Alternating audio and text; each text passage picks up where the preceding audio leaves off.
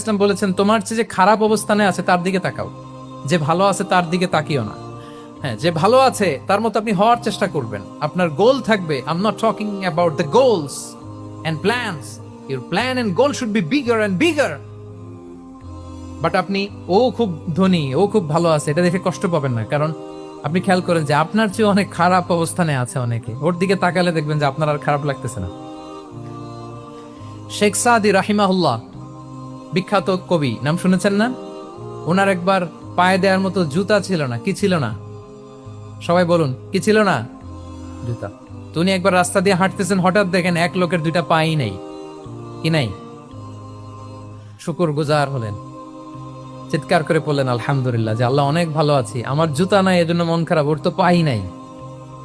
হ্যাঁ, এজন্য বেঁচে যে আছি এজন্যই আলহামদুলিল্লাহ। লা ইন শাকারতুম লা আযীদান্নাকুম ওয়া লা ইন কাফারতুম ইন্না আযাবি লাশাদীদ।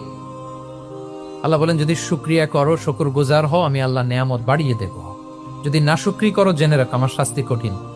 তাহলে বেঁচে যে আছি এজন্যই কি পড়া উচিত? জাহাঙ্গীরনগর বিশ্ববিদ্যালয় আওয়াজ করেন, বেঁচে যে আছি এজন্য কি পড়বো? আপনি যে অবস্থানে থেকে খুশি না, ভাল লাগে না আপনার, যে হায় রে আমি তো লুজার, আমার কিচ্ছু নাই, আপনার এই অবস্থানে পৌঁছাটা অনেকের জন্য স্বপ্ন। মানে যেটা পেয়ে আপনি হ্যাপি না, অতটুকু হইতে পারাটা অনেকের কি স্বপ্ন। আপনাকে যদি জিজ্ঞেস করি ভাই কি চান, কি লাগবে বলেন, কি চান, তা আপনি বলবেন যে শেখ আমি ধনী হইতে চাই, আমার একটা ব্রাইট ক্যারিয়ার চাই, আমি টাকা চাই, আমি খ্যাতি চাই, আমি ক্ষমতা চাই, এটা চাই। কত যে চাওয়ার ফিরিস্তি আমাদের।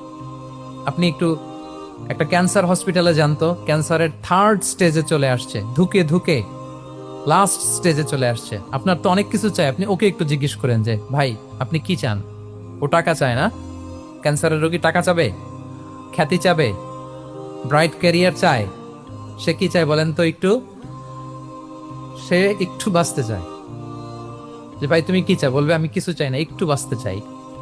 বার্ন ইউনিটে যদি কখনো যাওয়ার সুযোগ হয়, দেখবেন যে চিৎকার করে তারা, এত কষ্ট, এই দহনের কারণে এত কষ্ট, তারা চিৎকার করতে থাকে হসপিটালকে কাঁপিয়ে। আপনি ওকে একটু জিজ্ঞেস করবেন ভাই কি চাও, বলেন তোর চাওয়াটা কি? ও শুধু বাঁচতে চায়, কিন্তু ওই বেঁচে থাকা নিয়ে তো আমাদের কোনো ফিলিংসই নাই। আমরা যে বেঁচে আছি এটা যে শুকরগুজার হওয়ার অনেক বড় একটা কারণ, আমরা এরকম করে ভাবিই না। এজন্য সুপ্রিয় সুধী মণ্ডলী, আমরা যে বেঁচে আছি এজন্য আলহামদুলিল্লাহ। শুধু বেঁচে থাকার কারণে আমরা কি পড়বো?